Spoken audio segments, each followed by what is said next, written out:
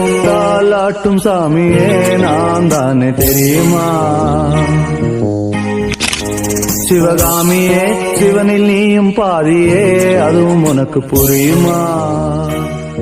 மனிதர் உணர்ந்து கொள்ள இது